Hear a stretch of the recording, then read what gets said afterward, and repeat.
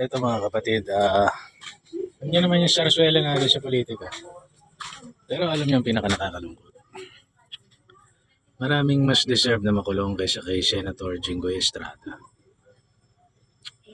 Whether you like to admit it or not, maraming mas deserving na makulong.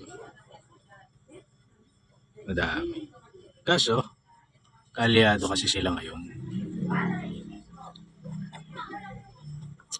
Si Senator Jinggoy mukhang hindi nila nabili kaya nila ganyan. Nangyari na rin yan. Kung matatandaan nyo ng panahon ni Pinoy, sila din ang tinira. Pero sa tingin nyo ba sila ang may kasalanan talaga? Lalo na kung ang kaso mo plunder o corruption. Hindi ako naniniwala. Alam nyo, meron kasing konsepto na mas mabuti pang magpalaya ka ng maraming tao na kriminal kaysa magkulong ka ng walang kasalanan. For the sake of argument, sabihin natin na si Senator Estrada ay may ginawang kasalanan. For the sake of argument lang. Puta, sa dami ng corruption na nangyari ngayon, si Senator Estrada ang ikukulong mo. Napaka-unfair naman yata. Hindi ako naniniwala. Sa akin lang to, personal na pananaw. Wisdom na sa tingin ko, pinagkaloob ng Diyos. Hindi ako naniniwala na ikaw yung inabutan . The law may be harsh, but it is the law. Mali yung paggamit ng doktrinang ganon sa mga ganitong pagkakataon. Diba? Ikulong mo yung nagkasala. Hindi yung magkukulong ka selectively. Diba? Para bagang kunwari na-checkpoint ka. Yung isa naiwan niya lang yung lisensya niya. Naiwan niya yung lisensya niya nung araw na yun na wala lang sa isip niya pero may lisensya siya na magmaneho. Tapos yung mga tropa kunwari ng mga lesbo doon o yung mga kriminal na nakakalusot sa checkpoint, gumawa pa sila ng krimen. Tapos na-timingan ngayon yung pumapasok sa trabaho, walang lisensya. Tapos bibigyan mo ng hard time yun kasi yun yung na-tsempohan ka eh. Diba? Sa Pilipino, normal yun. Wala natapat sa'yo eh. Normal yun sa atin. Pero kung titignan nyo, patas ba yun? Fair ba yun? Ading? Is it fair? Yun yung katanungan na gusto kong iwanan sa inyo. Is it fair? Is it just? Hindi ko makalimutan yung legal doctrine na yun eh. Di ba alin na magpalaya ka ng 100 kriminal, huwag ka lang magkulong ng isa na nagkasala. O yung kinulong mo yung pinakamababa yung pagkakasala, tapos yung mga tunay na gumawa ng krimen, pinalaya mo. Walang hustasa na hustisya dun. Kahit ano pang kulay mo sa politika, kahit gaano ka liit yung utak mo, o kahit masyado kang by the book, o masyado kayong believe sa mga institusyon na ang totoo niyan failed this country.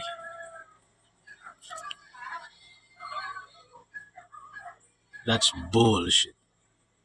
That's bullshit. Tangina, kung ako lang may magic. Di ganyan. Pumatas ka sa kapwa mo. Di ba? Pumatas ka sa kapwa mo. Ako bibigyan ko yun ng example. Maliit na example lang. Meron kunwari hindi nagbayad sa'yo ng pagkakautang niya. Tagal-tagal na, hindi pa nagbabayad. Utang na utang sa'yo, ilang beses mong tinulungan, hindi nagbabayad. Tapos yung hindi naman nangungutang sa'yo, biglang nangutang. Nagbabayad siya naman agad ng maayos. Tapos kagagalitan mo yung nagbabayad ng maayos na delay lang siya kunwari ng konti. Samantalang yung hindi nagbabayad sa'yo, hindi mo mabira-bira ang putang ina dahil nga gusto mo magbayad sa'yo sakit sa ulo eh. Diba? Tapos yung nagbabayad sa'yo, yun yung kukulitin mo, minsan lang siya nagka-diferensya sa'yo. Diba? Unfair? O kaya yung nagpapakyut ka sa mga babae dyan, may nililigawan kang babae. Tapos ang bait-bait mo, kinukupal ka na, ang bait-bait mo. Inuutusan ka ng bit-bitin yung bag niya o bilhin mo ako ng ganito doon, pagdaanan mo ako ng ganito. Tapos yung nanay mo, inutusan ka, gagalit ka. Dahil yung isa sinusuyo mo, yung nanay mo, hindi mo na kailangan suyuin. Yung nanay mo na yun. Nasaan ang fairness doon? Nasaan ang hustisya doon? Di ba? O kaya binastos yung syota mo, binastos ng lalaki na hindi mo kaya. Binastos kunwari ni John Vic Remulla. Pinituhan, wala kang ginawa. Tapos nung pinituhan siya nung maliit na tao dyan, bigla mong binanatan ngayon yung maliit na tao. Anong tawag sa'yo doon? Anong tawag sa'yo? Masahol ka pa sa ipis.